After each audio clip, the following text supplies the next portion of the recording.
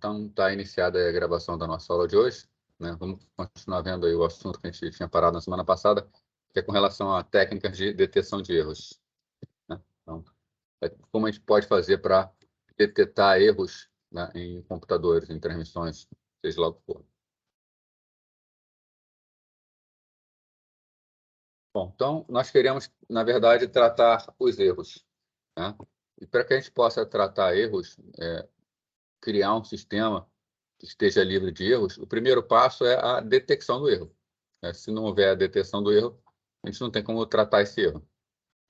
Na camada de enlace, nem sempre o erro vai ser corrigido, tá? Algumas camadas de enlace até fazem correção de erros, né? Seja por próprio código inserindo na mensagem transmitida, ou um protocolo que providencia a retransmissão, né? Mas isso não é verdade para todos. A grande maioria das camadas de enlace, elas apenas detectam erro, e caso haja um erro, elas deixam esse erro passar, não. Ela descarta a transmissão, né?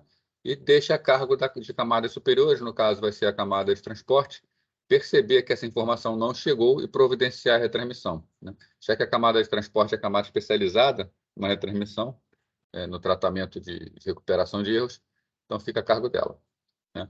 Mas algumas camadas de enlace, principalmente camadas de enlace que estão muito sujeitas a erros, elas podem providenciar também a retransmissão para garantir uma transmissão, né?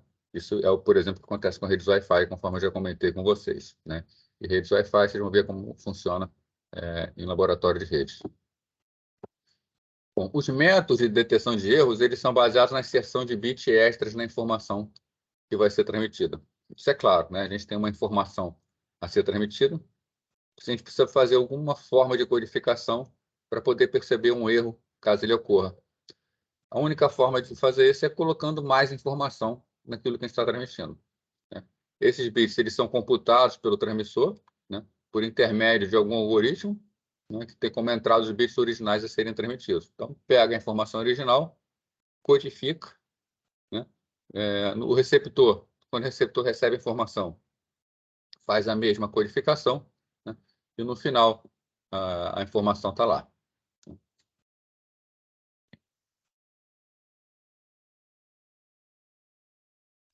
Na informação está lá? Não. No final a informação como é que falar? Se não for igual, significa que tem um erro, né? Então, o transmissor codifica, o receptor codifica, a codificação tem que ser igual para estar livre de erros. Se houver alguma inversão de bits na transmissão, a codificação vai ser diferente no receptor, e aí vai se perceber o erro. Uma primeira técnica que a gente tem para detecção de erros, uma técnica bastante simples, é a técnica de paridade, né? A paridade, ela consegue detectar poucos erros. Então, a paridade normalmente é utilizada em pequenas transmissões, normalmente em transmissões seriais assíncronas, né? Por exemplo, o tipo de transmissão que é feita por um modem de linha de escada, né? Transmissão entre um mouse e um computador, por exemplo, mais dispositivos antigos. Então, a paridade é a forma mais simples de redundância para a detecção de erros e consiste na inserção de um bit, um único bit de paridade ao final de cada caractere ou de um quadro. Esse bit ele escolhe de forma a deixar a transmissão ou com uma quantidade par ou quantidade ímpar de bits transmitidos. Se for a quantidade par, paridade par. Se for a quantidade ímpar, paridade ímpar, né? Por exemplo, a gente tem uma transmissão de 1, 0, 0, 1, 1, 0. Tá? Isso aqui, né, a gente sabe a transmissão. Então, 1, 0, 0, 1, 1, 0. Tá? Vamos supor que a gente escolha aqui a paridade par. Se escolher a paridade par, a gente conta quantos bits estão sendo transmitidos. 1, 2, 3 bits estão sendo transmitidos. A paridade par diz que sempre tem que ter uma quantidade par de bits 1. Então, a gente vem no sinal e acrescenta um bit 1. Acrescentando um bit 1, o sinal transmitido transmite mais um bit 1. Se fosse a paridade ímpar, como a gente já tem a quantidade ímpar de bits 1, o último bit a ser transmitido seria 0. Com isso, né, o que o receptor faz? No caso, a paridade par aqui em cima, o receptor recebe a informação, ele conta, tem 4 bits 1, então está tudo certo. Só que ele sabe que o último bit de paridade, tá, é o bit 1, então ele tira. Existem algumas memórias de computador que trabalham com paridade para saber se não houve erro de armazenamento da memória RAM. Tá? exatamente essa técnica. Ela bota um bit a mais em cada célula. Então, a célula armazena 9 bytes, 9 bits por byte, sendo o último bit um bit de paridade. O problema dessa técnica é que, caso o número par de bits tenha sido invertido, o receptor não será capaz de perceber a existência de erros. Vamos supor que, por exemplo, esse bit, segundo bit 0, tenha sido invertido. Então, chegou lá, vou pegar aqui a canetinha verde. O que chegou lá foi essa informação aqui, ó, 1, 1, 0, 1, 1, 0, 1. Está aqui do lado. Transmissão original seria 1, 1, 0.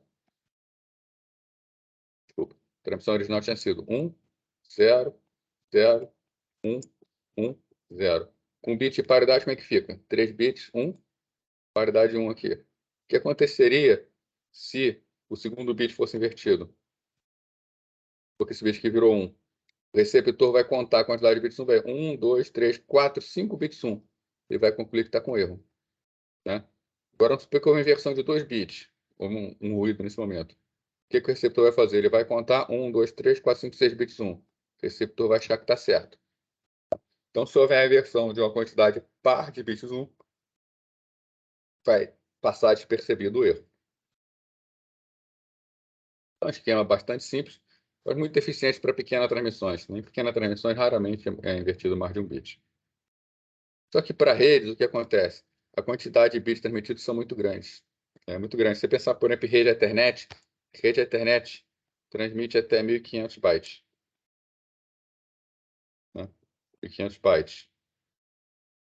Você multiplica por 8 isso aí, 12.000 bits. Então, a chance de haver problemas com a transmissão, no caso de haver problema de transmissão, pode haver inversão de quantidade par. Então, a gente precisa de uma técnica melhor para caso de redes de computadores. Né? No caso das redes, a gente utiliza o que a gente chama de verificação de redundância cíclica, ou CRC. Nela, a gente pega um quadro de k bits, né, que é representado como um polinômio de ordem k menos 1, onde o coeficiente xi é dado pelo iésimo mais um bit da sequência k. Né? Exemplo aqui embaixo, para ficar mais claro de entender. Isso aqui é um polinômio, né? É um quadro. Ele, no caso, tem 1, 2, 3, 4, 5, 6, 7, 8 bits. Então, ele é representado por um polinômio x de ordem k menos 1. Se k igual a 8, k menos 1, 7. Quem é esse polinômio, na verdade? Esse aqui é o bit 0, né? É o bit que está na posição 0, que é o mais à direita. Na posição 0, o valor dele é 2. Desculpa, é 1. Mais especificamente, 2 elevado a 0, que dá o valor 1. Esse aqui é o que está na posição 1. Esse aqui é o que está na posição 2. Aí vai, esse aqui é o que está na posição 3. Aí aqui nós temos que estar na posição 4. Qual o valor desse bit? 2 elevado a 4. O outro ali, 2 elevado a 5. Posição 6. E na posição 7 vale 2 elevado a 7. A gente faz uma analogia com isso e dizemos que é um polinômio de ordem x. Tá? Então, na posição 0, 2 elevado a 0 vale 1. Tá? Na posição 4, nós temos x a 4. Na posição 5, x a 5. Na posição 7, x a 7. Tá? Então, esse quadro aqui, ele é representado por esse polinômio aqui. Tá? Onde tem valor 1 na posição, x elevado àquela posição. Onde tem valor 0, é 0. Então, não precisa entrar na equação. Tá? Então, se é de ordem 8, vai de 0 a 7, um polinômio de ordem 7. Tá? Então, no transmissor, esse polinômio aqui, de ordem k-1, tá? O polinômio que representa a mensagem que será transmitida, ele é dividido em aritmética módulo 2 por um polinômio gerador de ordem n. Né? Então, por exemplo, ele pode ser dividido. Né? Então, a gente pega aqui 1, 0, 1, 1, 0, 0, 0, 1 e divide por um polinômio de ordem n, por exemplo, polinômio 1, 0, 1. Né? Com isso, a gente vai obter um quociente e vai obter um resto. Tá? Então, o transmissor gera na saída os K bits originais seguido do N bits correspondente ao polinômio dividido pelo resto da divisão. Então, o que será transmitido? Será transmitido a mensagem original e, ao final da mensagem original, emendar na mensagem original o resto. Esse resto é chamado de FCS. Tá? Frame Check Sequence. Sequência de teste do frame. Tá? Então, no receptor, o que o receptor faz? O receptor vai receber a mesma mensagem que foi transmitida, tá? Vai dividir pelo mesmo polinômio gerador e vai encontrar o resto dele. Ele vai comparar o resto que ele encontrou, o receptor, com o FCS, que foi o resto que o transmissor também calculou. Se forem iguais, estará tudo certinho na transmissão. Tá? Essa divisão polinomial, tá? Ela é uma divisão um pouco complexa de ser feita, ela é chatinha de ser feita. Tá? Mas dentro da placa de rede tem um chip que controla a placa de rede, controlador da placa de rede. A mensagem, conforme está passando pelo chip, o chip calcula esse FCS em tempo real. Tá? Então, não existe nenhuma demora para a transmissão da mensagem, nem na recepção por conta desse cálculo. Conforme a mensagem vai passando, já vai sendo calculado direto por hardware. E quando acaba de entrar o último bit, né, o último bit da mensagem é enviado, a placa de rede já tem o FCS no final. Então, ela já envia emendado, tá? Muito rápido. No receptor, o processo análogo é feito. Tá? Vai chegando, a mensagem vai passando por um chip semelhante, faz o mesmo processamento, no final é calculado em tempo real, o FCS é comparado também diretamente pelo hardware. Então, esse é um processo muito rápido. Isso aqui é um exemplo, tá, de mensagem, tá, do Windows. Né? Localização não disponível, data erro, cyclic redundance check. Né? Mostrando aqui que a técnica é muito utilizada por sistemas operacionais, é utilizada, por exemplo, para armazenamento de dados em disco, é utilizado para transferência de informações via rede. Então, o CRC é uma técnica muito boa para detecção de erros. Ele é amplamente utilizada na computação. Alguns polinômios geradores são largamente utilizados. Tá? Esses aqui são os polinômios, tá? Que são os polinômios que são utilizados para fazer divisão da mensagem. Tá? Então, temos o CRC12, que é esse polinômio aqui. Ele é utilizado em sequência de caractere de 6 bits, tá? gerando FCS 12 bits. Tá? Para máquinas de 16 bits foi utilizado muito CCR16 ou CCR60TT. Né? CCR16 esse aqui, o CCR60TT esse aqui. Né? Em redes de computadores, sistemas operacionais, normalmente é utilizado o CRC32. Tá?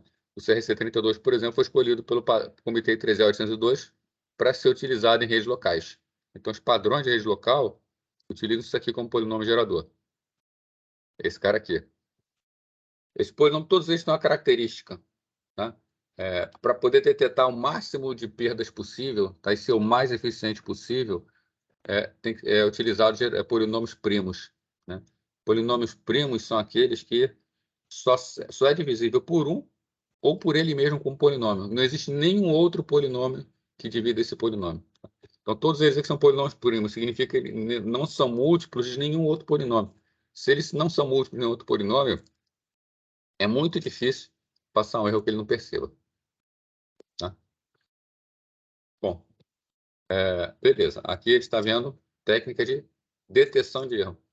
O que é feito se esses erros são detectados? Né? Se esse erro é detectado por um meio que apenas faz detecção, não faz recuperação de erros, a mensagem é simplesmente descartada. Tá? E ela sendo descartada, a camada de transporte vai perceber que a informação não chegou no destino, vai solicitar a retransmissão. Está tudo resolvido. Né? Mas existem situações em que não é possível fazer o reenvio, ou então custa muito caro fazer o reenvio. Nesse caso, não adianta a gente simplesmente descartar a informação. Tá? Para isso, então, existem a chamada técnica de detecção e recuperação de erros. Tá? Então, eles não só detectam, como elas fazem também a recuperação ou a correção de erros. Né? E o que são essas ferramentas que, por exemplo, não existe a possibilidade de retransmissão que custa muito caro? Tá? Vamos ver primeiro o que custa muito caro. Né? Imagina, por exemplo, algo que está bastante distante, né? Por exemplo, você manda uma sonda, a sonda está orbitando lá o planeta Júpiter. Né? Quanto tempo a informação leva para chegar na sonda? Sei lá, alguns minutos, vários minutos para chegar lá. Né? Aí você faz uma transmissão de rede, essa transmissão sai aqui da Terra, né?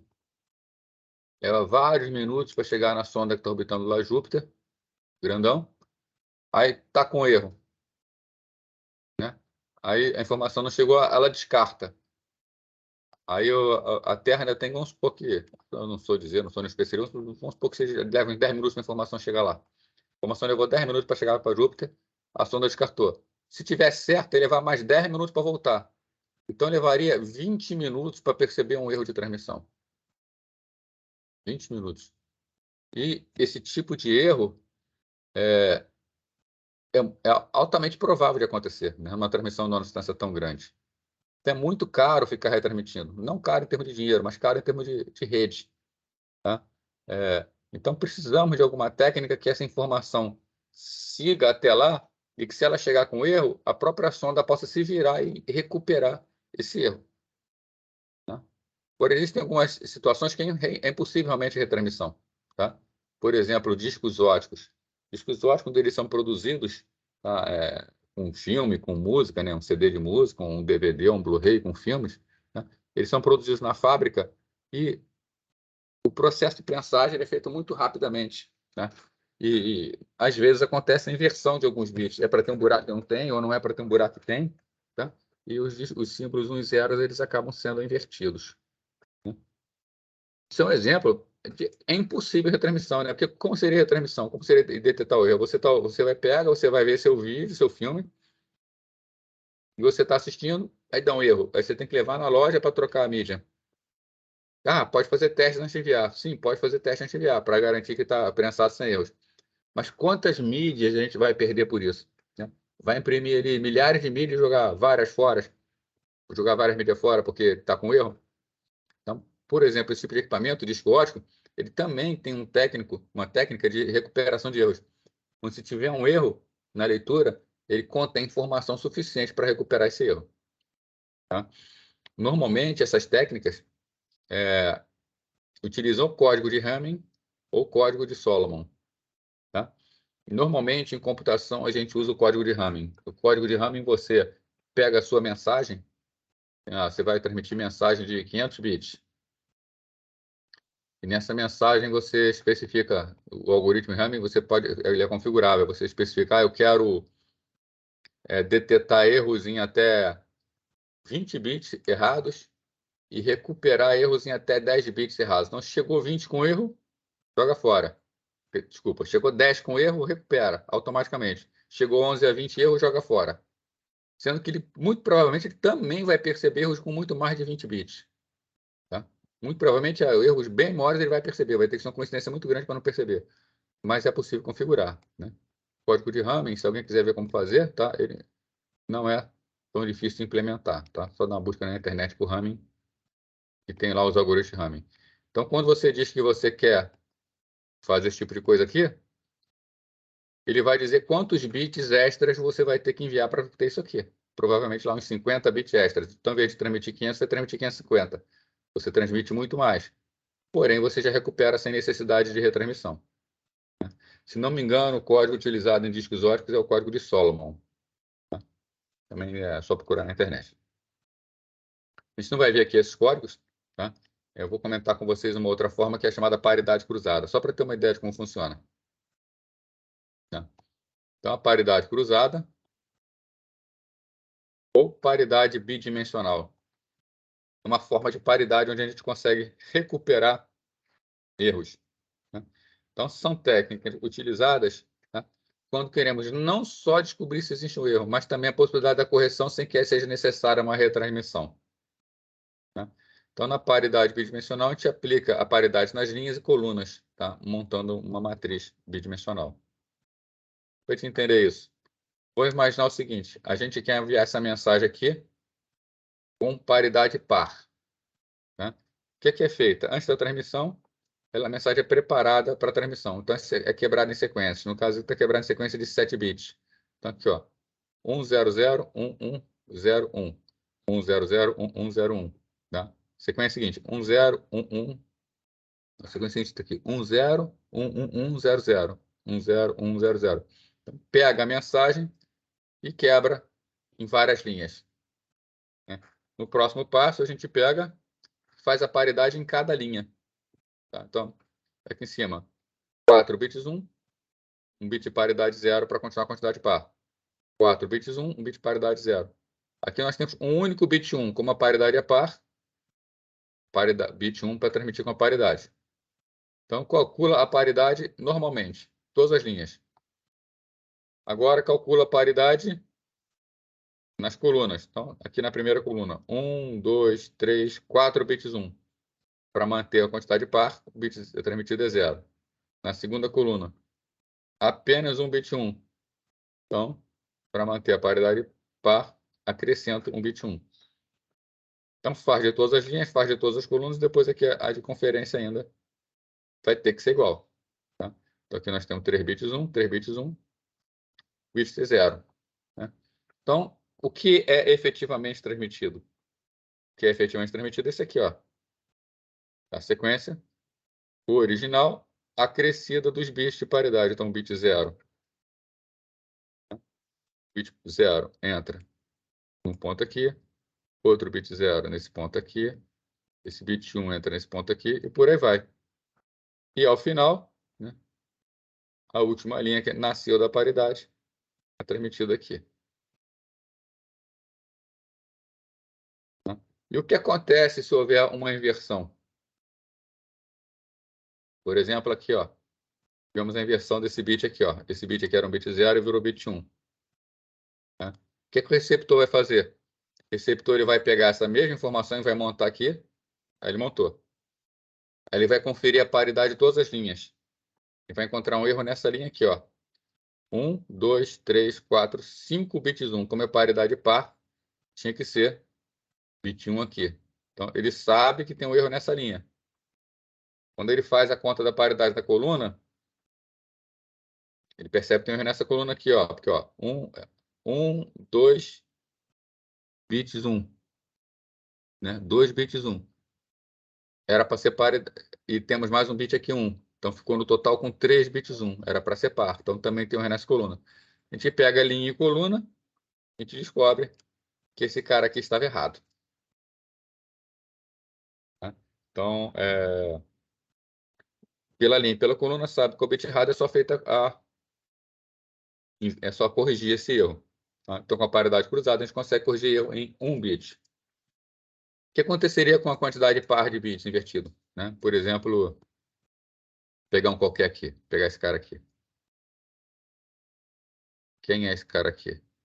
Então, essa aqui é a sequência, vamos pegar aqui.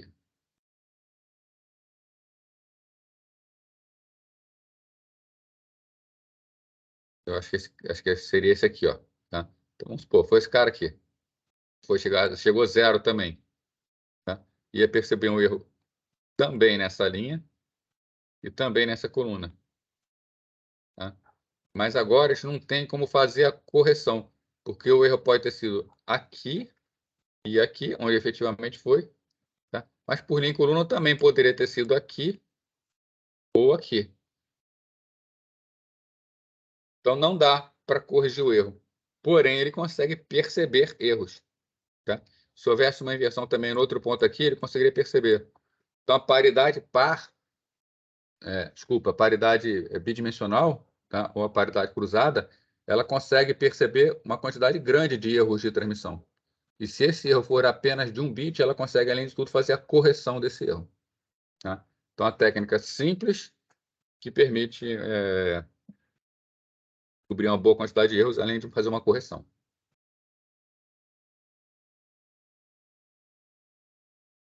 Tá ok, gente? Essa parte de detecção e correção de erros?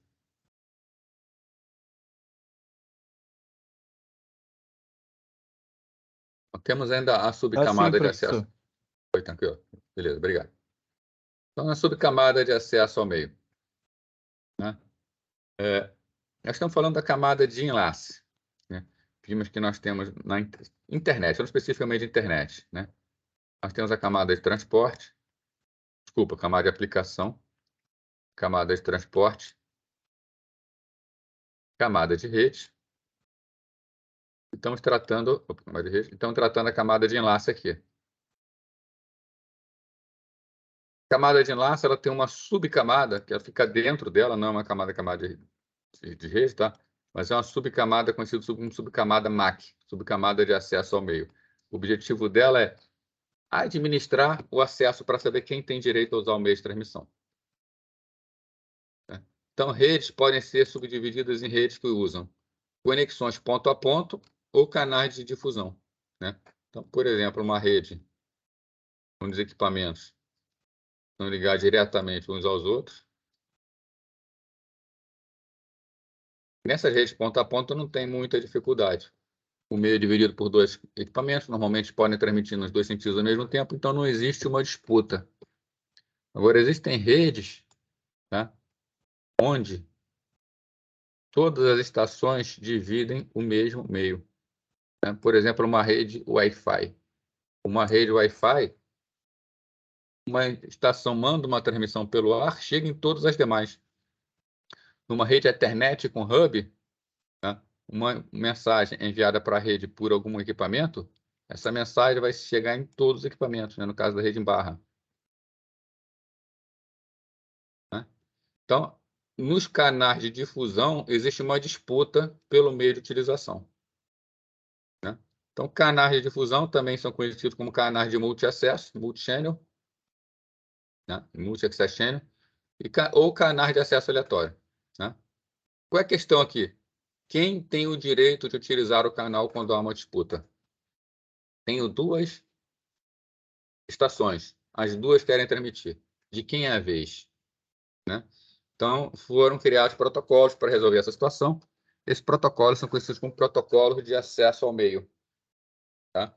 E eles são pertencentes à camada, que é conhecido como subcamada MAC, Medium Access Control, né? Controle de acesso ao meio. Falar então de alocação de canais. Bom, então, existem duas formas de se alocar canal para transmissão de dados em rede de computadores. Aquilo que a gente chama de alocação estática ou alocação dinâmica. Né? Na alocação estática, o canal fica permanentemente alocado por uma transmissão. Na alocação dinâmica, a transmissão vai compartilhar esse canal com outras transmissões. Tá? Bom, a maneira tradicional é a gente alocar um único canal entre vários usuários concorrentes através de FDM, que é a multiplexação na frequência, ou TDM, que é a multiplexação no tempo. A FDM é a técnica mais antiga que é utilizada até hoje por vários meios, como, por exemplo, a televisão. Né? Televisão, rádio. Como é que funciona? Cada um deles tem um canal. Tá? Então, o que é um canal? O que é um canal de televisão, um canal de rádio? Você tem um espectro de frequência que vai de uma faixa de frequência mais baixa até uma faixa de frequência mais alta, né? E você aloca canais dentro dessa rede. Né? Então, você tem, por exemplo, o canal de uma rádio, canal de outra rádio, e por aí vai. Um canal de televisão, outro canal de televisão. Então, todas as transmissões de um canal acontecem dentro daquela faixa na qual ele tem autorização para transmitir. Né? Como cada um tem a sua própria faixa de frequências, nós dizemos que é uma multiplexação na frequência. Muitas redes de computadores usam multiplexação na frequência. Tá? Por exemplo, TV a cabo, onde a gente tem internet compartilhada com TV a cabo, a rede de computadores desse tipo de rede, tá? Rede de TV a cabo, né? No caso aqui de Janeiro, a maioria dos operadores fazem isso, a operadora que faz isso na cidade do Rio de Janeiro é a Claro Net, tá? São canais estáticos. Cada rede, cada transmissão de um usuário ocupa um canal estático dentro de uma faixa de frequência. Tá? A utilização desse canal depois vai ser diferente, vai ser utilizada outra técnica aqui dentro. Mas cada usuário tem o seu canal. Cada transmissão de TV tem o seu canal, cada rádio tem o seu canal.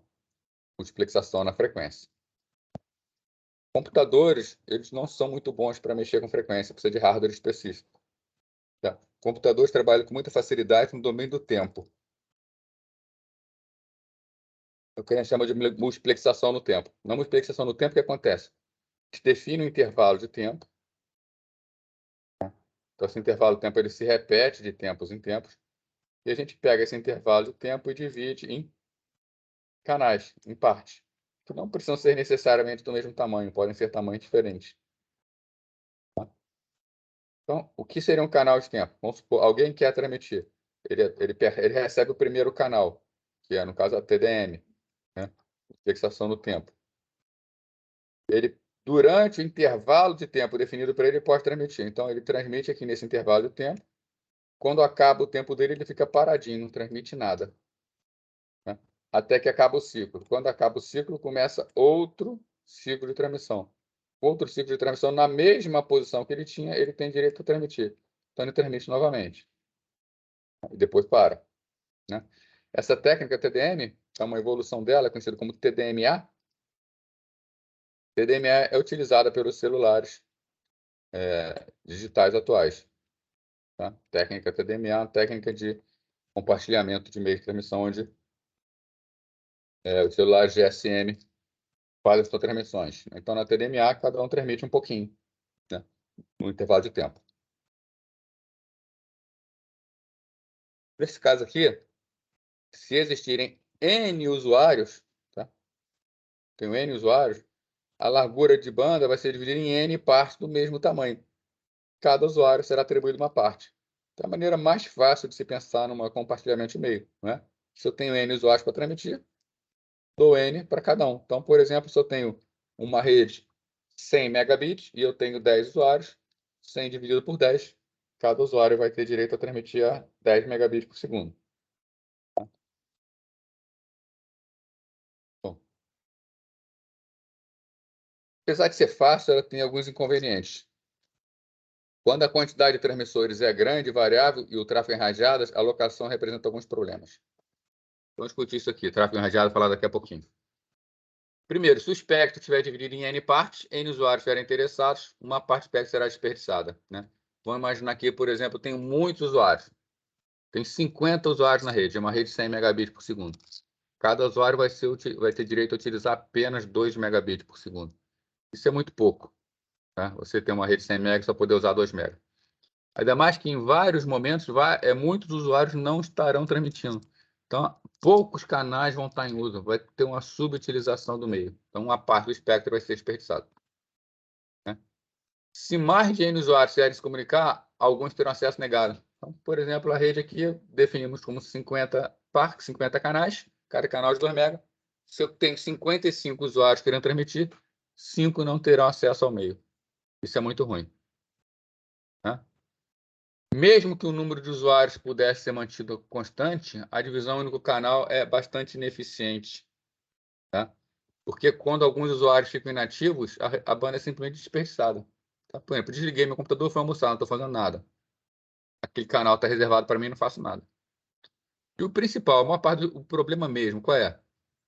O tráfego de dados normalmente é em rajadas, né? O que significa um tráfego em rajadas? Você transmite, aí fica um bom tempo sem transmitir. Aí depois transmite mais um pouco, um bom tempo sem transmitir, tá? Então isso é bastante comum em redes de computadores.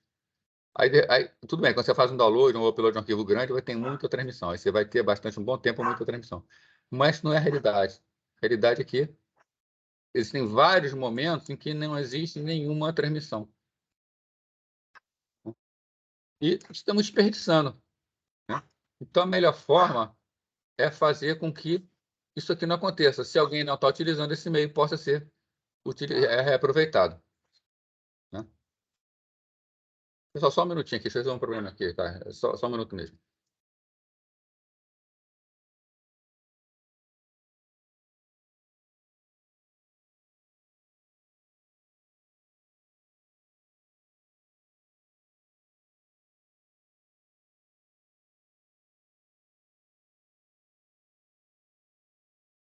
Opa, desculpa aí, tá? Já voltei aqui. Aqui. Tá. Bom, bom, então, tá falando aqui, né, para tráfego em rajada é muito ruim, porque vai ter momentos que ninguém está transmitindo, ou melhor dizendo, alguém que é dono do canal não está transmitindo, e esse canal está sendo subutilizado. A ideia é aproveitar tudo. Então, para a maioria, tá, das redes, ou praticamente todas as redes de computadores, é melhor utilizar a alocação dinâmica. Que na alocação dinâmica não existem canais. quando alguém quer transmitir e tem direito a transmitir, usa toda a faixa de frequências. Então, transmite na vazão máxima, transmite na velocidade máxima em que pode transmitir, sem necessidade de esperar nada. Vamos ver alguns protocolos, né? O primeiro que a gente vai ver aqui é o protocolo Aloha. Pelo nome, todo mundo já sabe onde ele foi desenvolvido, né? Então, o protocolo Aloha ele foi desenvolvido na Universidade do Havaí, né? Lá em Honolulu, a principal ilha do Havaí. Né? Para quem não sabe, né, o Havaí é um arquipélago. Né? O que é um arquipélago? Né? Arquipélago é um conjunto de várias ilhas, muitas ilhas. Tá? Então, a Universidade do Havaí, ela tem vários campi espalhados por essas várias ilhas. Né? E precisava-se de interligar terminais nesses pontos. Né? Tinha a opção de passar cabo submarino, mas a opção mais barata na época era fazer transmissão via rádio. Né? Transmitir via rádio entre os vários sinais. Nessa época que se tinha lá, na década de 70, um computador de grande porte, né? E terminais espalhados pelas ilhas. Os terminais locais estavam resolvidos, todos ligados por cabo. Tá? Mas os terminais que estavam nas ilhas, ligação via rádio. Essa foi a proposta. O problema do rádio é que se dois transmitirem ao mesmo tempo, vai haver colisão. Né? Então, essa aqui é uma rede por radiodifusão, começou a operar em 1970. Propósito, interligar o centro de computação a terminais espalhados por ilhas do grupo. Né? Então, a ideia, como vai se fazer para decidir quem vai transmitir? Tá? Então, a solução adotada por eles foi, quer transmitir? Pode transmitir. Não tem problema nenhum fazer essa transmissão. Né? Se der colisão, depois a gente resolve. Tá? Para isso, a rede Aloha possui 2 canais de frequência. Um canal é utilizado para mandar mensagem do computador para os terminais. Então, somente o computador central pode transmitir nesse canal. Os outros canais, qualquer computador pode transmitir. Dessa forma, se houver alguma colisão, essa colisão vai acontecer na transmissão dos terminais para o computador, nunca do computador para os terminais. E o que é feito, então, como protocolo? Qual foi a proposta? O computador, os terminais, fazem a transmissão, sempre que quiserem transmitir. Então, o primeiro aqui quer transmitir, ele começa a transmitir. Então, na transmissão dele. O segundo quer transmitir, ele também transmite. As duas transmissões se interferem. Né? O que acontece no computador central? O computador vai perceber essa transmissão e não vai responder. O que acontece se a transmissão for bem sucedida? Vamos ver o caso normal. Só um transmitiu, essa transmissão chega no computador central recebe, responde. Então, o transmissor, quando recebe uma resposta positiva, sabe que a informação chegou bem. Beleza, está resolvido. Agora, se 2 transmitem ao mesmo tempo, que foi o caso que a gente viu, vai haver interferência, né? O CRC vai falhar, o computador central vai perceber essa interferência e não vai responder. Então, as 2 máquinas que fizeram a transmissão, né, não receberão nenhuma resposta confirmando que chegou bem. Então, elas sabem que não chegou do outro lado da informação. Tá? Então, está escrito aqui, né? Quando o terminal tem quadro transmitir, transmite, independente se está sendo utilizado ou não. A técnica de colisão é realizada, um disparo do temporizador. Se um quadro de reconhecimento não tiver chegado, deve ser retransmitido. Tá? Para fazer retransmissão, espera-se um tempo aleatório, porque se os 2 terminais esperarem o mesmo tempo, vai haver uma nova colisão. Então, eles sorteiam o tempo para esperar e transmitem de novo. Esse erro é percebido pelo CRC. Com alto tráfego, essa rede se mostrou com uma eficiência de 18%, aproximadamente. Ou seja, 18% dos pacotes transmitidos não tinham erros. Então, uma quantidade muito grande de erros, né? 82% de erro. Mas é um meio barato, né? E se você não tem um tráfego tão intenso, é bastante razoável, tá? E você consegue utilizar essa rede. Tá? A gente estuda ela porque essa ideia básica do Aloha foi uma ideia que foi evoluindo, tá, com o tempo e permitiu uma... E desembocou no que a gente tem hoje para redes da internet, para redes locais, tanto Wi-Fi quanto cabeada. Né? Um dos problemas do Aloha era a má utilização do meio. Tá? Só 18%. Então, vieram técnicas para tentar perceber, tentar melhorar isso aqui. Existia uma técnica conhecida como slot de Aloha que tentava fazer as transmissões acontecerem todas juntas. Assim, se a colisão aconteceria ao máximo. Tá? A gente vai pular essa técnica. Vamos para a próxima da geração dela. Né? Então, o pessoal que desenvolveu a Aloha, né, pensou numa outra técnica alternativa. Né? Por exemplo, o protocolo CSMA. Tá? O protocolo CSMA, que é Sense Multiple Access. Né? Então, acesso múltiplo com detecção de portadora, né? Sensível à portadora. Então, o que é a portadora? Portadora é a onda, é o sinal que leva os dados que estão sendo transmitidos. Então, aqui, o que esse protocolo faz? Antes de transmitir, ele procura ver se já tem alguma transmissão acontecendo. É o que é a essência, a detecção de portadora. O que acontecia no Aloha? O azar extremo do Aloha. Você está fazendo uma transmissão, terminar fazendo transmissão, essa transmissão vai levar esse tempo aqui. O Aloha falava simplesmente o seguinte: alguém quer transmitir? Vai lá e transmite. Então, está quase no final dessa transmissão, outro começa a transmitir.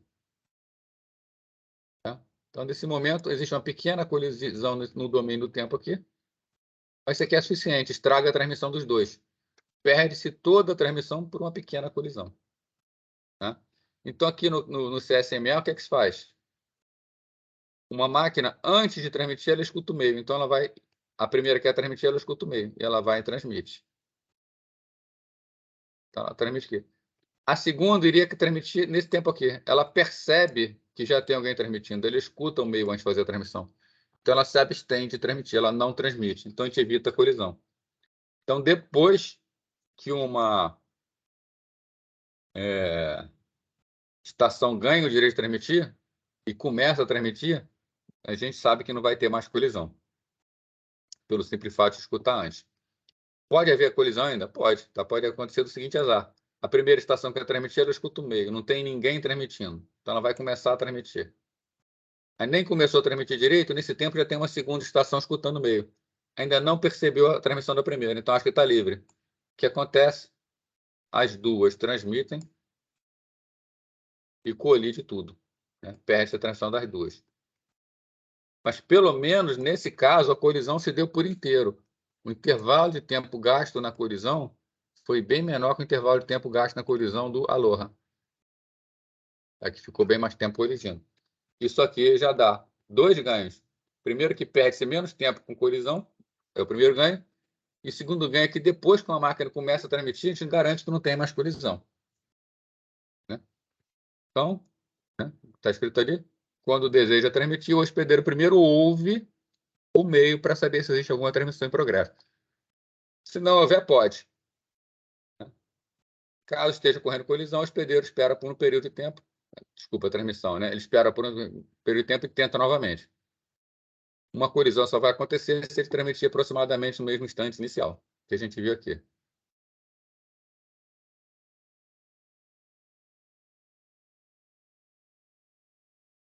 Vocês estão me ouvindo? Não, estou vendo ali que o Matheus está perguntando se está tendo aula.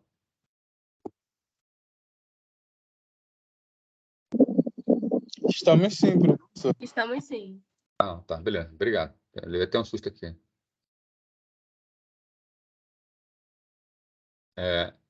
Então, quando a gente deseja transmitir, então, beleza, só aqui, né? Então, algumas estratégias foram desenvolvidas para aumentar a eficiência dessa transmissão, né? Elas foram conhecidas como NP-SSMA, PSSMA e CSMA-CD. Essas duas estratégias aqui, baseadas em estratégias probabilísticas, essa aqui é uma outra estratégia que é utilizada nas redes cabeadas, que nós vamos ver em mais detalhes. Então, nas duas primeiras, NP-SSMA e PSSMA, os hospedeiros, após transmitirem, esperam o reconhecimento da mensagem por um tempo determinado. Né? Então, nessa aqui, eles vão esperar, assim como acontecia no Aloha, eles esperam que chegue uma resposta para saber se a transmissão ocorreu bem. Né?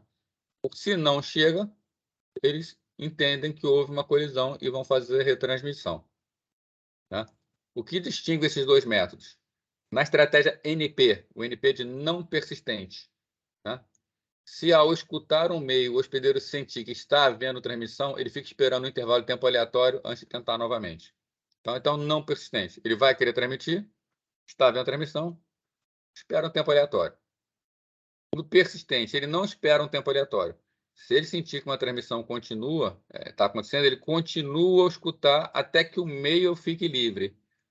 Então, ele vai transmitir com uma probabilidade P ou esperar por um intervalo fixo com probabilidade de 1 menos P. Então, transmite novamente com probabilidade P ou continua por probabilidade de 1 menos P. Então, jogando com probabilidades aqui, tá? Ele espera o seu momento de transmitir. Essa estratégia, tá, em tráfego baixo, permite uma eficiência em torno de 85%. Tá? Então, ela já dá o ganho no valor de 18% para 85%.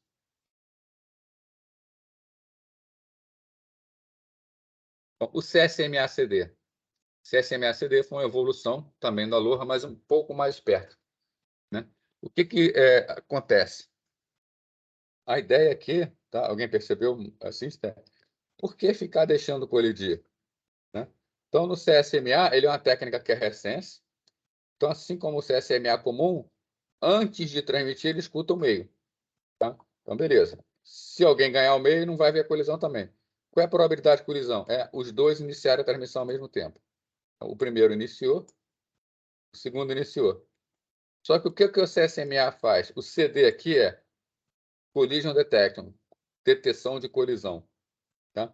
Então, no método CSMA-CD, a colisão é realizada durante a transmissão. Tá? Se notar uma colisão, ele aborta. Então, como ele faz? Ele ouve o e-mail para saber se pode, mas enquanto ele transmite, ele continua ouvindo o e-mail. Ele sabe o que ele está transmitindo. Então, quem tem que passar pelo meio de transmissão é exatamente o que ele está transmitindo. Se ele começa a escutar informação diferente daquela que ele está enviando, significa que tem alguém enviando junto com ele. Então, ele percebe a colisão e, assim que ele percebe a colisão, ele aborta. Né? Então, ao contrário do CSMA, do PCSMA e do NPCSMA, que a colisão acontece durante o tempo inteiro da mensagem, aqui no CSMA-CD, quando acontece a colisão, ela rapidamente é detetada e a transmissão rapidamente é abortada. Isso aí faz com que colida durante muito pouco tempo, aumentando bastante a eficiência do meio. Bom, então, detetada a colisão, o hospedeiro espera por um tempo para tentar a retransmissão. Como o tempo de propagação do meio é finito, tá? A gente precisa de o que a gente chama de tamanho mínimo do quadro. Né? O que vem a ser isso? Para que o CSMA-CD funcione, uma estação ela tem que ser capaz de escutar o meio para saber quando há uma colisão. Então, se uma transmissão for muito pequena, então, imagina isso aqui, uma rede e tem um tempo de propagação. Tá? Duas estações que estão bem distantes nessa rede. A primeira estação transmite e ela transmite um quadro. E um quadro é muito pequenininho. A segunda estação também tem um quadro é muito pequenininho. O que vai acontecer? Para passar pelo cabo, a primeira vai se deslocando para a direita, a segunda vai se deslocando para a esquerda.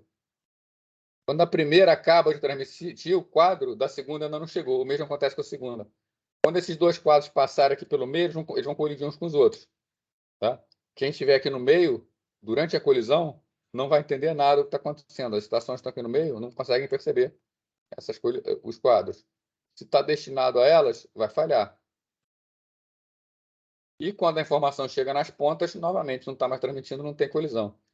Então, existem situações, se os quadros puderem ser pequenos, em que não é possível perceber essa colisão. Né? Para isso, existe um tamanho mínimo. Qual é o tamanho mínimo no quadro? Para que possa haver colisão, uma estação transmite o quadro, ela tem que ser capaz de transmitir um quadro que o tempo de propagação chegue até o outro lado, até a outra ponta da rede, né? E quando chega na outra ponta da rede, dê tempo da informação voltar.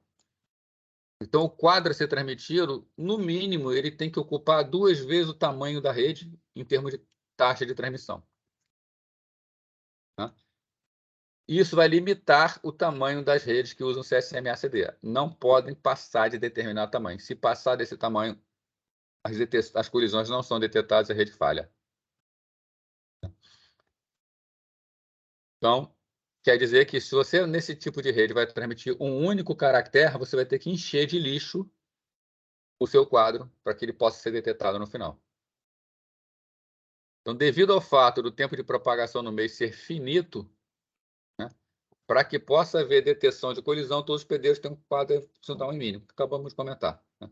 Se TP for o tempo de propagação, tá, entre os dois hospedeiros mais distantes, e M for o tamanho do quadro e C for a taxa de transmissão, o tamanho do quadro tem que ser 2 vezes, né, que é o tempo de ida e volta, o tempo de propagação mais a taxa de transmissão. Isso aqui dá a quantidade de bits mínima que tem que ser transmitida em cada quadro.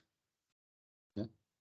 A eficiência total, tá, dessa técnica é dada por essa equação aqui.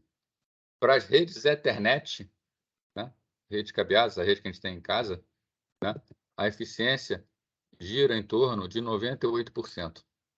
Então, muito boa, né? Muito boa mesmo. 98% das transmissões são transmitidas sem problemas. São feitas sem problemas. O que acontece no CSMA-CD? Né? No CSMA-CD, duas técnicas de retransmissão são mais utilizadas.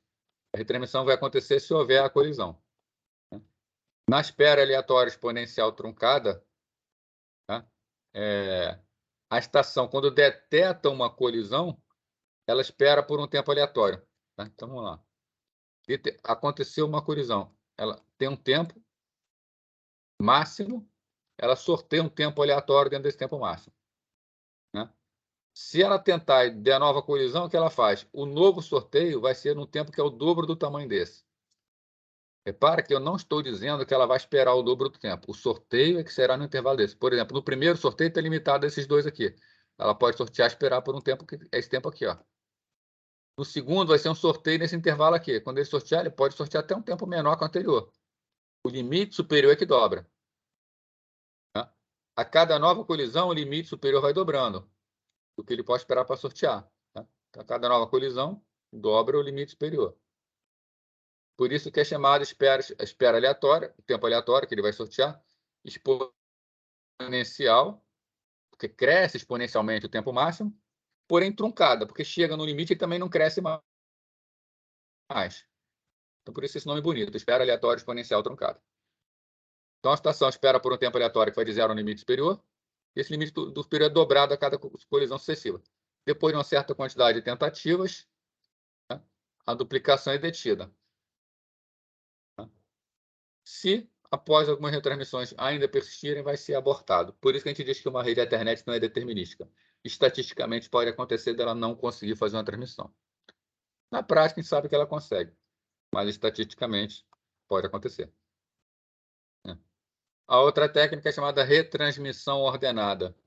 Na retransmissão ordenada, após uma colisão, as estações só podem começar em intervalo de tempo elas pré-alocadas. Tá? Então, detetou a colisão, aconteceu a colisão. Temos duas estações aqui, cada uma tem um tempo pré-alocado. A primeira tem um tempo menor. Então, se a primeira tem um tempo menor, ela vai conseguir transmitir, né? Retransmitir. A segunda, que tem um tempo maior, quando ela for tentar, ela vai ver que já tem alguém transmitindo. Então, nisso aqui já existe uma ordem pré-definida de quem vai conseguir se houver a colisão. Tá? A primeira técnica é utilizada nas redes Ethernet, né? A rede cabeada é a mais comum que a gente tem. Uma variação dessa segunda técnica é utilizada em redes Wi-Fi, nas redes sem fio, para determinar quem vai ganhar o meio. Então, esse aqui é utilizado nas técnicas atuais, desculpa, nas cabeadas, mas sem fio. Para pouco tráfego e pequenas distâncias, né, ou seja, redes Ethernet com até 2 km de comprimento, a utilização pode chegar a 98% com estratégia CSMA-CD. Para grandes volumes, existe uma certa instabilidade, mas também funciona. Né? O retardo de transferência não pode ser garantido por causa do esquema de retransmissão. Né? Então, conforme falei no slide anterior, CSMA-CD com espera aleatória exponencial truncada é o padrão internacional do I3E 802.3, redes Ethernet. Tá? O desenvolvimento de chip para fazer esse tipo de detecção, tá? E a produção em alta escala, já que praticamente toda placa de mãe, toda placa mãe não, toda placa mãe de computador já traz embutido um chip desse, tá? E são milhões de placas fabricadas, barateou muito, tá? Então é muito barato esse tipo de rede. Uma placa de rede CSMA-CD é baratíssima. O CSMA-CD não exige o reconhecimento de mensagem para transmissão, da retransmissão, né? Já que ele detecta a colisão já na transmissão, ele não precisa de ser avisado que a transmissão correu tudo bem, tá? Então, isso faz com que seja ainda mais eficiente a sua utilização. Ok, pessoal? Isso aí? É assim que uma placa de rede cabeada detecta. Placa de rede sem fio, novamente, né? Vocês vão estudar em laboratório de rede de computadores. Vamos falar aqui de redes cabeadas. E 3.2.3, redes Ethernet, né? É aquela rede de computadores que a gente tem no nosso roteadorzinho, né? Em casa, né? Só para dar uma... pegar um roteador aqui, pessoal, só um minuto.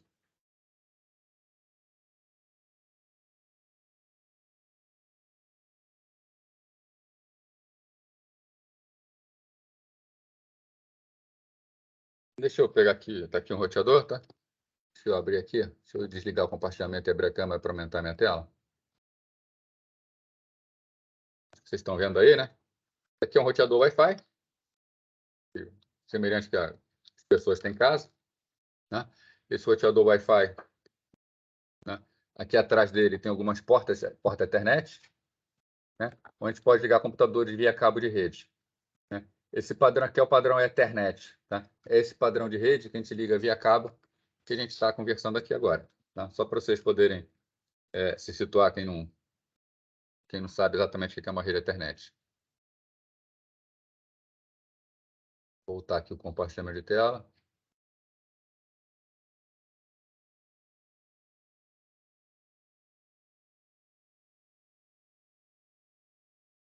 Beleza, está o compartilhamento de tela reativado. Então, falar das redes 802.3 Ethernet. Na verdade, o que eu mostrei para vocês, hoje em dia, a maioria deles são Fast Ethernet ou Gigabit Ethernet, mas é a mesma técnica. A gente vai ver daqui a pouquinho a diferença entre elas, tá? Do Ethernet para o Fast e para o Giga.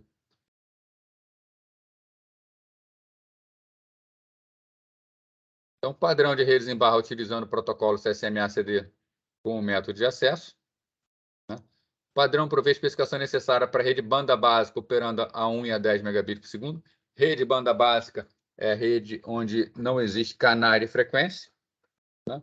E para redes em banda larga operando a 10 megabits por segundo, existe um padrão internet para operação com faixas de frequência, normalmente utilizada para distribuição predial comercial.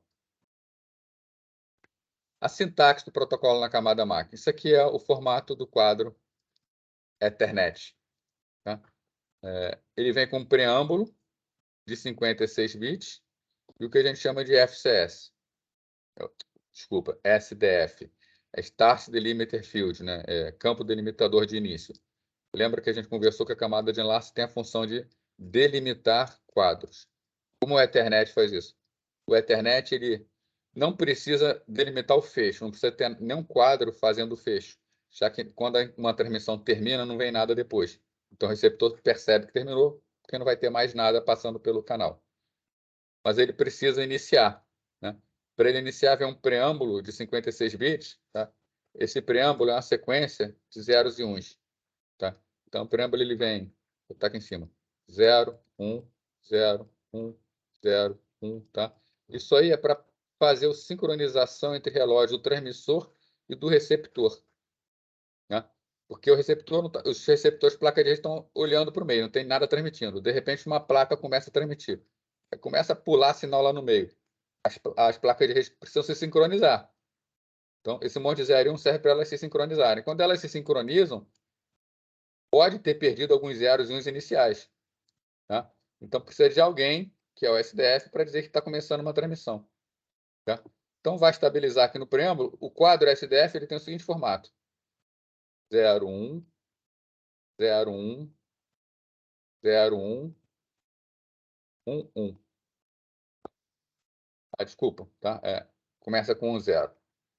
Olha errado aqui, tá? Então, na verdade, o FCS é 10, 10, 10, 11. Então, o que acontece aqui é que vem o preâmbulo, SDF, a placa de rede estão sincronizando, começa a vir um monte de 0. Quando vem 2 bits 1 por segundo, as placas de rede falam, pô, começou o show, tá na hora. Tá? O que vier depois do segundo 1 consecutivo é o início. Tá? A primeira coisa que vem é o endereço destinatário, 48 bits. Tá? Então, o endereço MAC é o endereço de 48 bits. Depois do endereço destinatário, vem o endereço do remetente, também 48 bits. Vem um campo de comprimento e o campo de dados /pad e o FCS. Tá? Então, vamos lá, comentar aqui. Destinatário e remetente é fácil, né? Para quem está sendo enviada a informação e quem vai receber a informação. Como a rede da internet é uma rede em barra, várias estações podem receber a transmissão, tem que ter o endereço destinatário. O endereço que a gente está mandando é O, para saber quem está mandando. O comprimento. A gente acabou de ver que o CSMA-CD ele tem um tamanho mínimo de quadro a ser enviado. Tá? Então, se a quantidade de dados for muito pequena, por exemplo, você mandou um oi, você digitou oi e deu enter. Esse oi foi lá pelo WhatsApp. Tá? Tem um tamanho mínimo para ser enviado. Então, ele vai encher com lixo, que a gente chama de pad. Como vem dados e lixo aqui dentro, é preciso ter esse campo comprimento para dizer quanto aqui é realmente dado. No final, vem um FCS para fazer a verificação de erros. Né? Então, está aqui tudo que o protocolo faz. Delimitação, faz enquadramento com SDF, endereçamento de origem e destino, carrega os dados e faz um teste de erros para ver se chegou com erro no destino. Mais nada. Né? Qual é a função da camada de enlace? Função da camada de enlace, a gente vê o que é mandar para a próxima máquina. Está aqui os endereços, mais nada. E um teste de erro para ver se chegou tudo certo. E a semântica do protocolo? A sintaxe é o formato, a semântica é o comportamento. Né? O comportamento que a gente viu aqui é o CSMA-CD, com retransmissão baseada na espera aleatória exponencial truncada. Então, detecção de colisão.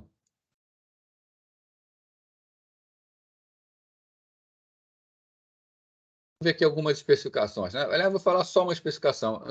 O Ethernet ele é um protocolo já moribundo. Né? São muitos poucos os equipamentos que trabalham com a Ethernet. Né? Porque o Ethernet ele é uma rede de 10 megabits por segundo.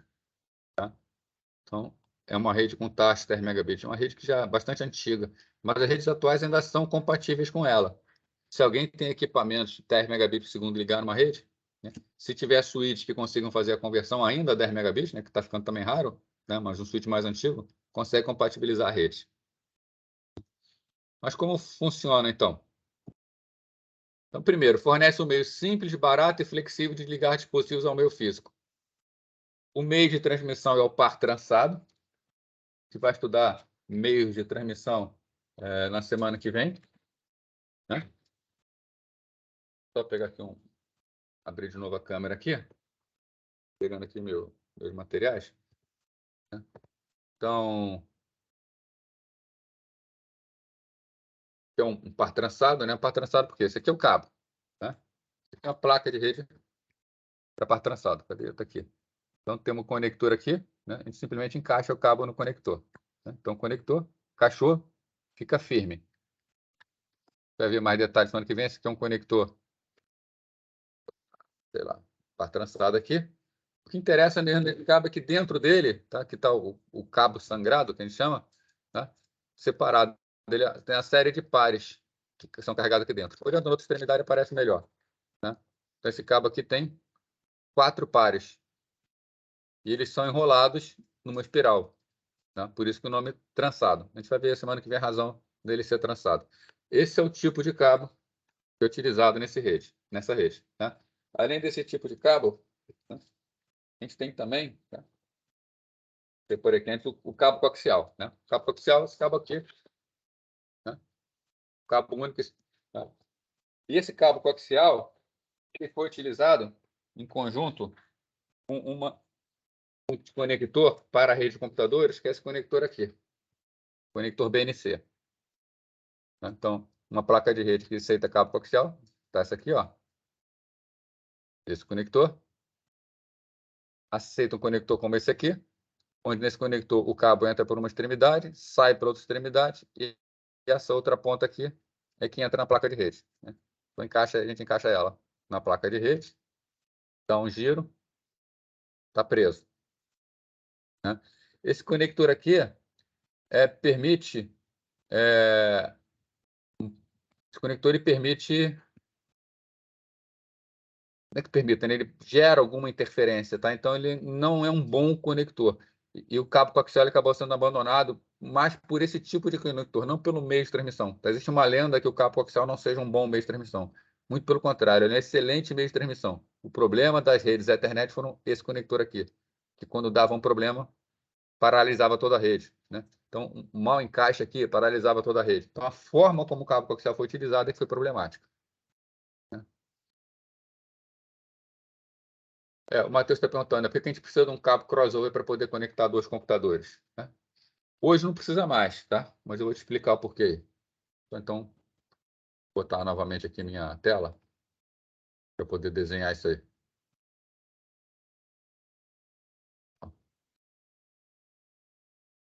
Eu boto aqui o perco. Estão vendo a imagem da tela, né? Tá bonitinha aí. Né?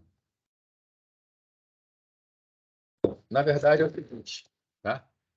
O Ethernet, tá? Ele utiliza dois pares. Tá? Deixa eu botar uma tela em branco aqui. Acho que é assim em branco. Deixa eu... Não, esse aqui é preto. Quero branco. Tá. O Ethernet ele utiliza dois... Dá meu jeito aqui.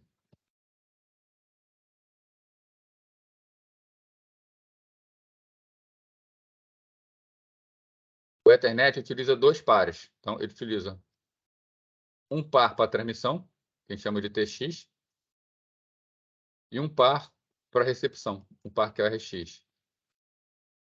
Então, dois pares. Então, aqui é o computador, tá? Ele envia os dados para a rede e no outro ele recebe dados da rede. O que acontece? Vamos lá. Aqui do lado a gente tem um switch. Um switch é um equipamento multiporta. Tá? Então, um switch. Ele vai ligar a vários computadores. Isso tudo aqui está dentro de um cabo. Tá? Esses dois pares estão dentro de um cabo. Esse cabo ele vai ser ligado ao switch. O switch ele tem as portas invertidas em relação ao computador. Um switch é um hub. Tá? Isso pode ser um switch, pode ser um hub também. Né? Ele tem as portas invertidas. Então, significa o seguinte, a transmissão do computador no switch, ele chega na porta de recepção. O que o computador transmite, chega na recepção do switch. Né?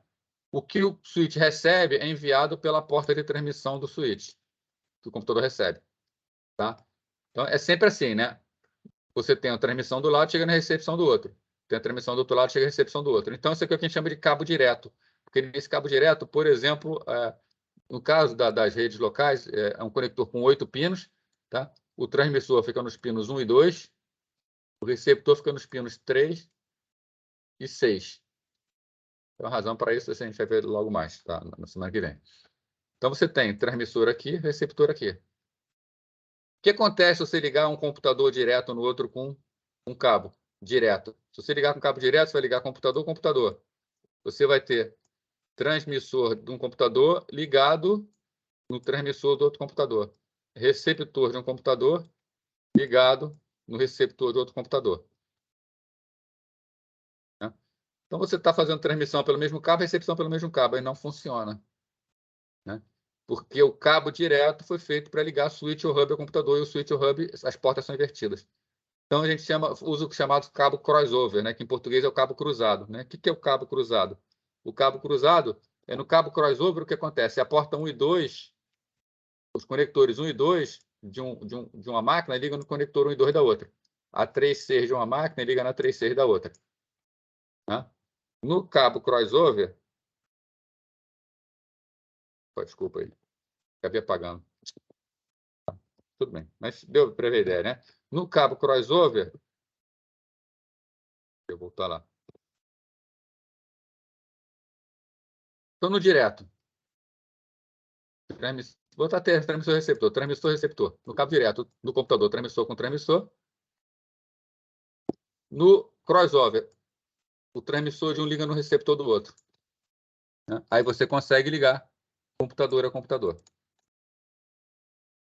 Então, esse cabo crossover só serve para ligar computador a computador ou para ligar switch a switch também.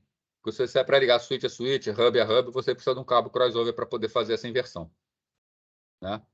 E se você ligar também um roteador mesmo, né? A um outro roteador, um roteador direto ao computador, você precisa do cabo crossover. O roteador ele funciona como um computador. Né? Mas isso só acontece na rede 10 megabits. Na rede 100 megabits, tem uma chamada autonegociação. Na autonegociação são feitos testes e as portas se invertem automaticamente se for necessário. Tá? Por isso que eu falei que hoje em dia não precisa mais. Hoje em dia você pode usar. Hoje em dia só se usa cabo direto. Ok? Professor, Oi. você comentou aí sobre os dois pares, né? O par TX e o par RX. Isso. E os outros dois pares? Em rede 10 megabits, eles não são utilizados. Tá? E na rede Fast Ethernet 100 megabits, eles também não são utilizados. Tá? Entendi.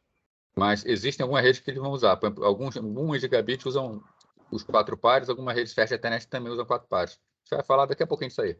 Não, beleza. Tá? Alguém poderia ter perguntado também o seguinte, né? Por que usa o 1, 2, o 3, 6 e o 4 e 5? Né? O conector RJ45, que é esse conector de rede, ele é compatível com o conector RJ11, que é o conector de telefone. O conector de telefone é um conector que, mais ou menos tamanho real, ele tem esse tamanho aqui, ó. Deixa eu ver se eu acho aqui um RJ11 para mostrar para vocês. Só um minutinho.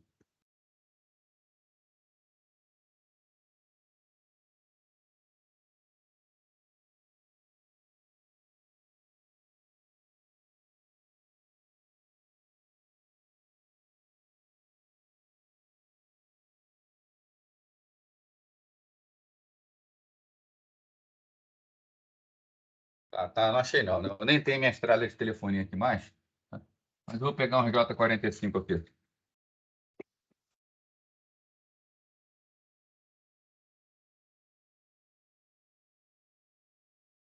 Esse aqui é o RJ45.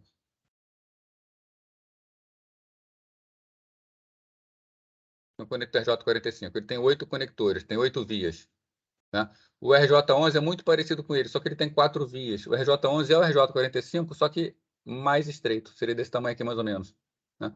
O conector RJ45, o RJ11, que é usado por telefonia, exatamente, Matheus, que usa no conector de telefone. Né? Ele tem 4 vias, mas o padrão de telefonia diz que, apesar das 4 vias, o que é que o padrão fala? O padrão fala que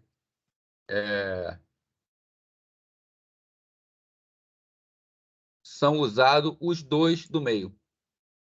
Ele não fala nem número, ele fala assim, são usados os dois do meio. Então, os dois da ponta ficam livres.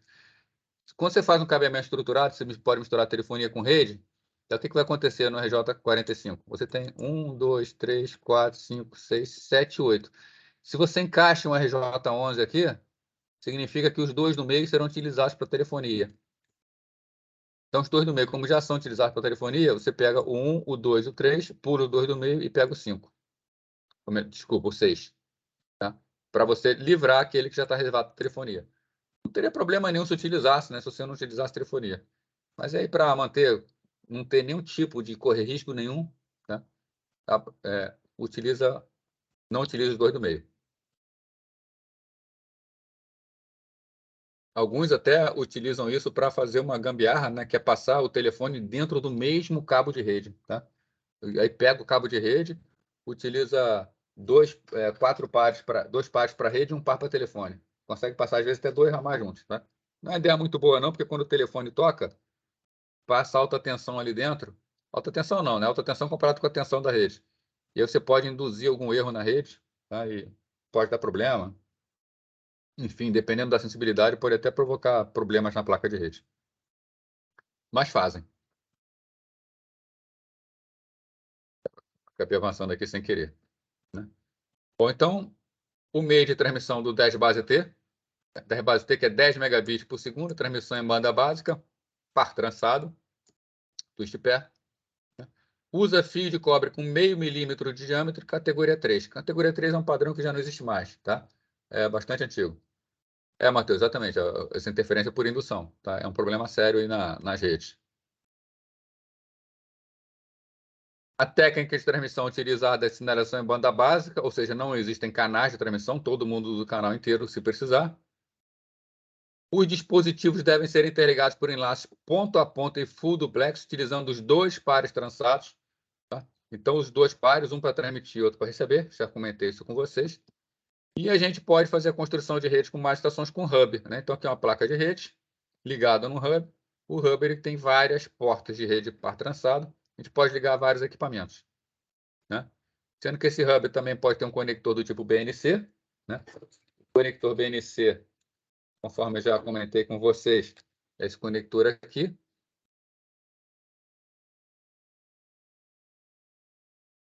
Esse conector aqui, onde entra, tá? Esse conector, esse aqui é exatamente o BNC, né? E também pode ter o que a gente chama um conector AUI. Conector AUI é esse conector aqui, ó. Ele é utilizado para cabo coaxial grosso, tá? O cabo coaxial grosso ele não tem como entrar direto na placa de rede, então a gente bota um conector nele chamado conector tipo vampiro, ele se conecta aqui nessa porta que parece uma porta de monitor de vídeo, tá? Só que é uma porta fêmea.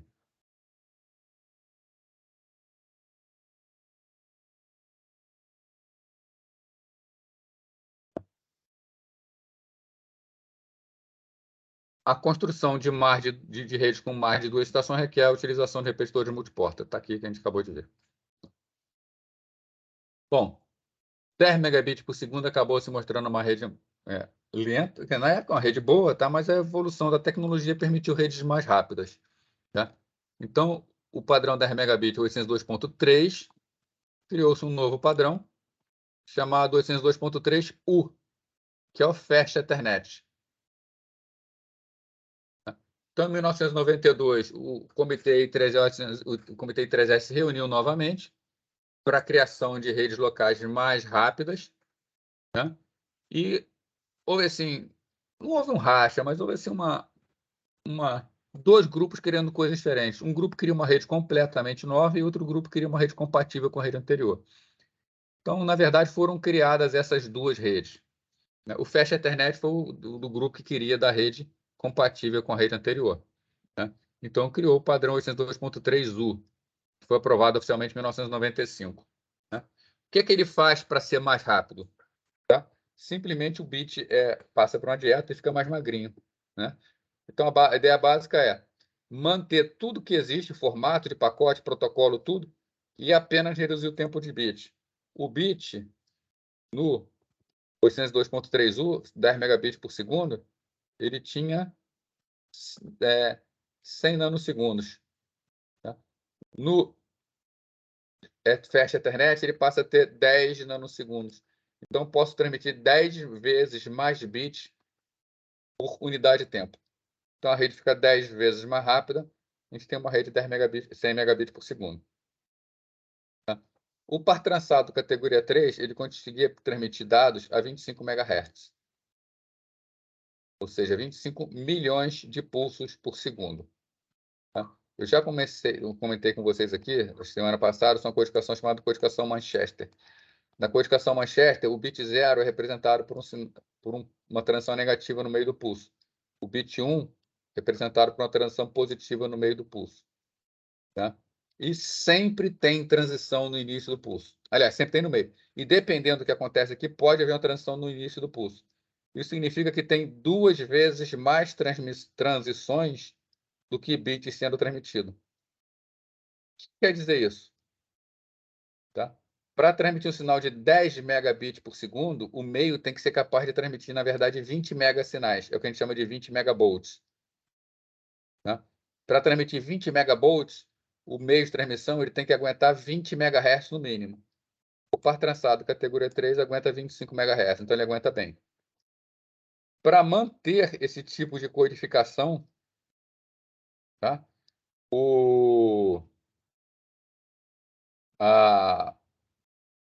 A rede precisa de 200 megavolts para transmitir 100 megabits por segundo. Tá? O par trançado categoria 3 não aguenta, já que ele é 25 MHz. Então, foi obrigatória a utilização de um novo tipo de cabeamento. Foi aí que surgiu nas redes, né, o que o pessoal já deve ter ouvido falar, o cabeamento chama CAT5, cabeamento categoria 5. Categoria 5 veio para aguentar isso aí. Categoria 5 mostrou-se, apesar de bom, muito no limite. Tá? Então, criou-se uma extensão dele, né? A expansão dele, né? É CAT5E. É o 5 Enhanced, o 5 melhorado. Então, esse padrão categoria 5E que foi utilizado nas instalações de rede 100 megabits por segundo. Tá?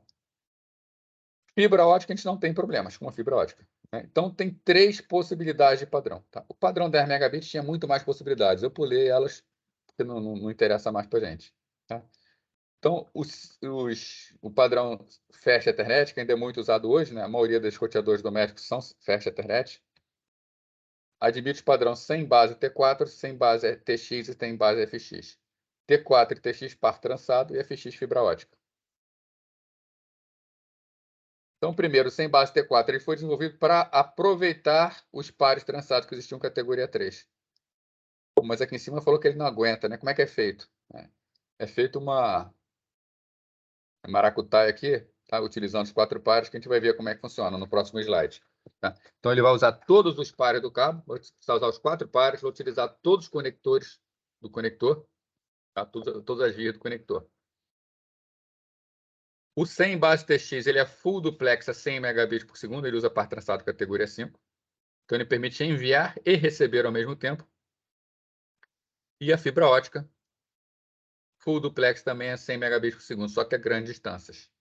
Enquanto o par trançado vai no máximo a 100 metros, por questão de atenuação, a fibra ótica consegue transmitir um enlace de até 2.000 metros. Começando aí pelo 100 base T4.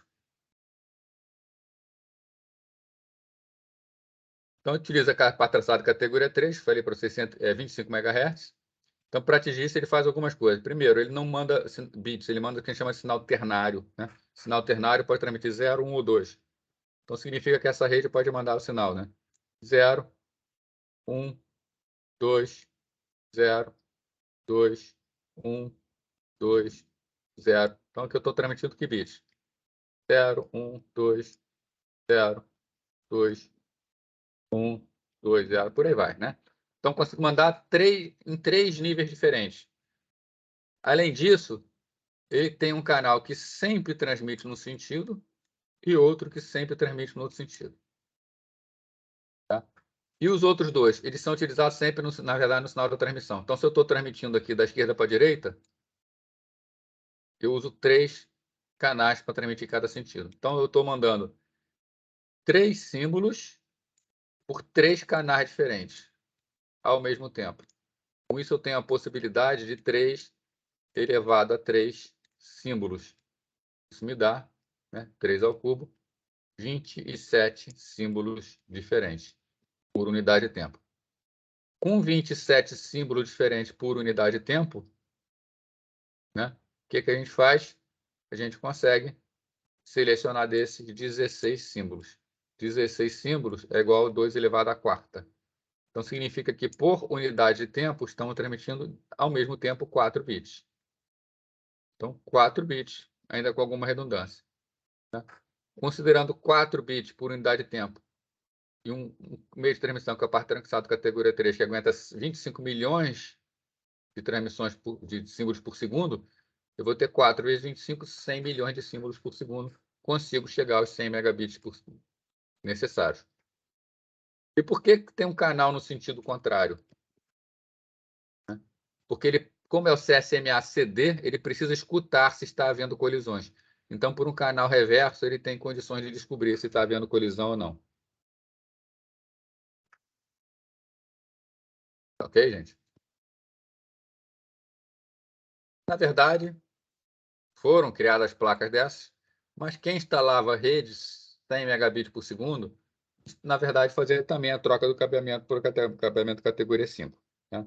Um detalhe, não são compatíveis. Se você ligar um computador que tem placa de rede sem base T4, ele não vai falar com um computador que tem placa de rede sem base TX. São incompatíveis. Então, se você opta pelo sem base T4, você vai ter uma rede que ela vai ser capenga sempre. E a opção foi, então, usar direto o sem base TX.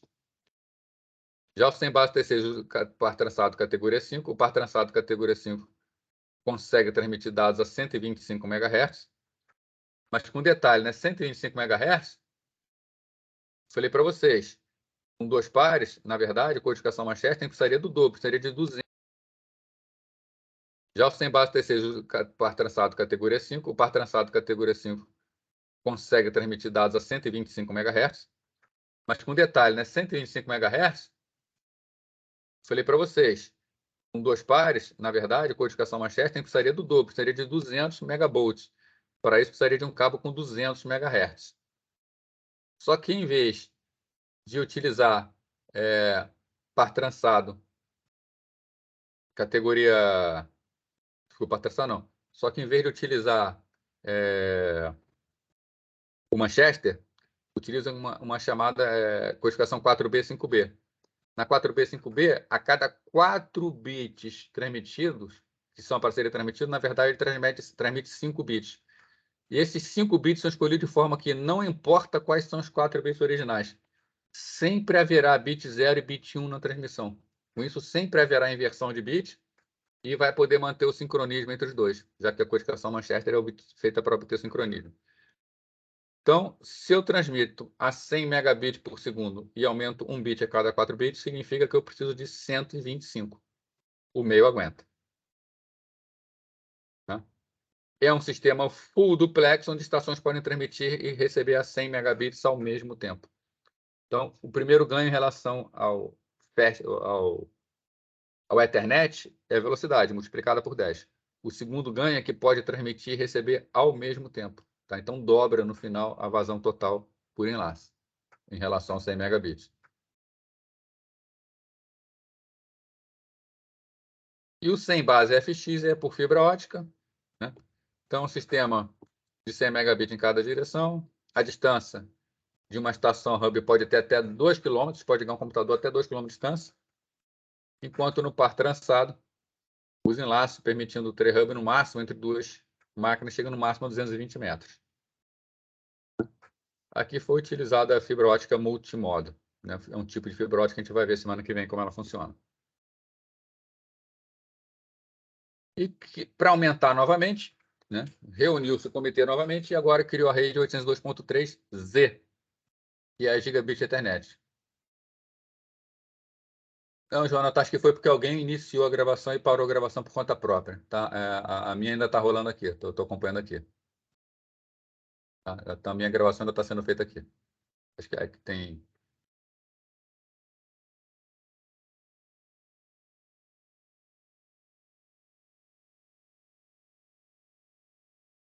Então, assim que o i3 2.3U ficou pronto, né? Começou-se a trabalhar já no Gigabit. Tá? No Gigabit tem dois modos de operação, tá? Que a gente chama de modo Full Duplex, que permite o tráfego em ambos os sentidos ao mesmo tempo. Tá? E o modo Half Duplex. Tá? No Full Duplex é para ser utilizado com switch, que são mais rápido. No Half Duplex para ser utilizado com hubs. Tá? A gente vai ver daqui a pouquinho a diferença entre eles. Tá? Foram criados o padrão Gigabit. Tá? Esses 4 padrões aqui. 1000 bases SX, LX, CX e T. Tá? E como ele fez para ficar mais rápido? Então, da mesma forma que no 10 megabits tinha 100 nanosegundos, para ficar mais rápido criou-se o 100 megabits com 10 nanosegundos, agora no gigabit o pulso tem 1 nanosegundo, ele tem 1/100º do pulso original do Ethernet e 1/10 do Fast Ethernet. Com isso, a gente consegue redes mais rápidas. A gente vai ver que para mandar sinais em fibra ótica, a gente pode utilizar laser ou LED. Tá? LED não consegue gerar um pulso de 1 nanosegundo. Então, nesse tipo de rede, a gente tem que usar LED. Para transmissão em fibra ótica com rede gigabit, então é mais cara por causa disso. Tem que ter um dispositivo laser lá dentro, que é bem mais caro que um LED. Então, nessa transmissão aqui, ela é conhecida como 8B e 10B, é muito parecida com 4B e 5B. Cada 8 bits que devem ser transmitidos são codificados em 10 bits que são efetivamente para evitar longa sequência de bits com o mesmo valor, ou tudo 0 ou tudo 1. Né? Para o padrão 1000 base T são utilizados pares categoria 5, os 4 pares. Tá? Então, a rede gigabit é definida com 5 megabits, com 4 pares. Né? Então, com 8 pares, com 4 pares, a gente consegue enviar 8 bits. 8 bits a 125 MHz, a gente consegue chegar a 1 gigabit por segundo.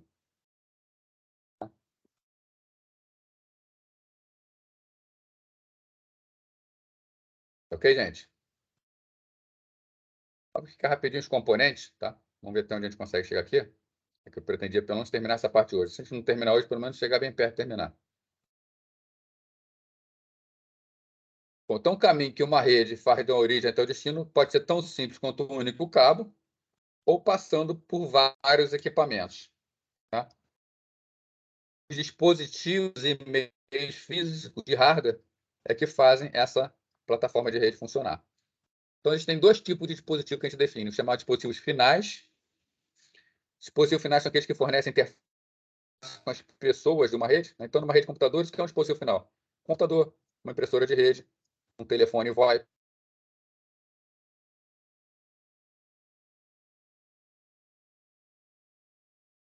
Telefone de rede, dispositivos finais.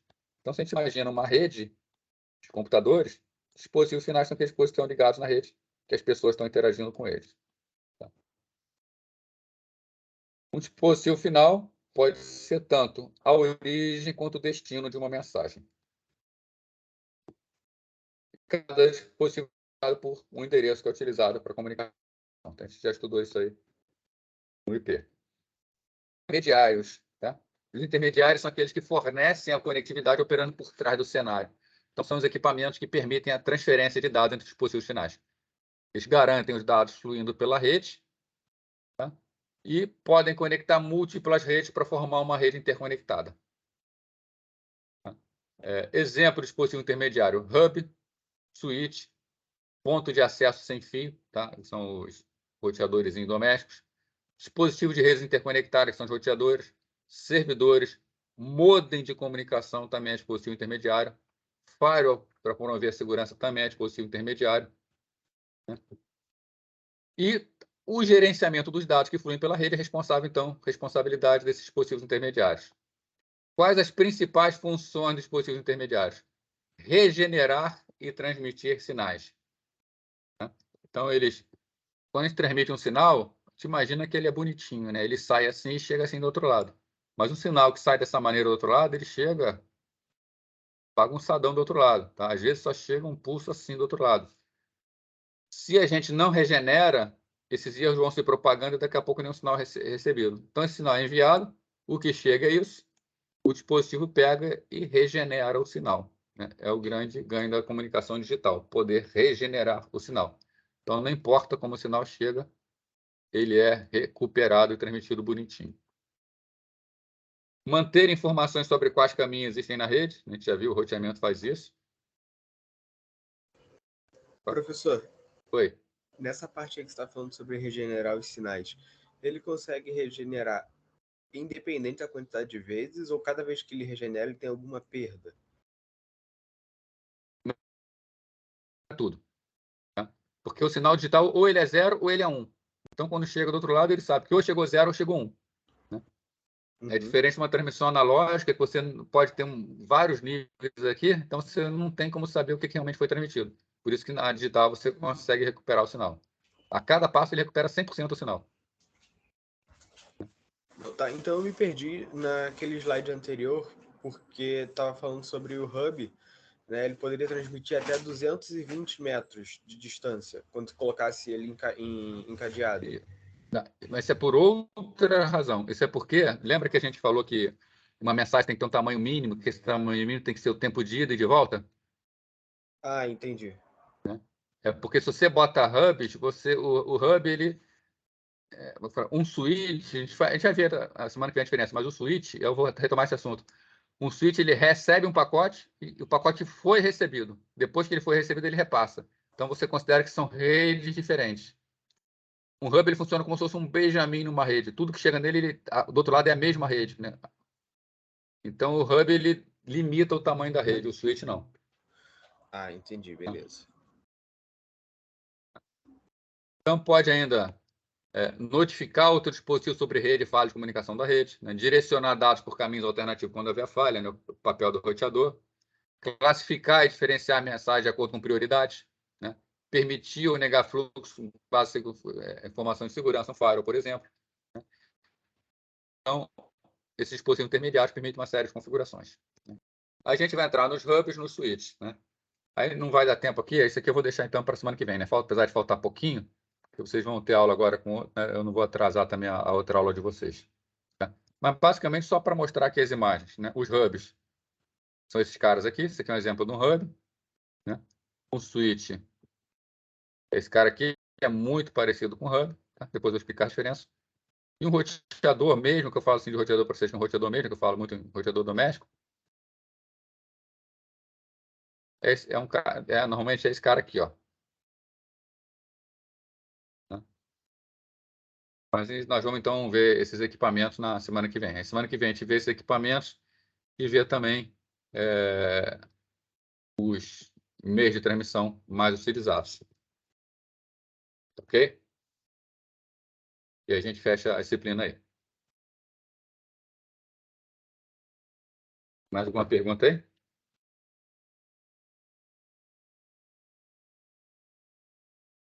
Tá? Então, semana que vem vai dar tempo tranquilo da gente terminar o nosso conteúdo. E a gente conversa também sobre como é que vai ser a questão da prova, tá? Da nota 2 e a 3. Okay? Então, vou encerrar aqui a gravação.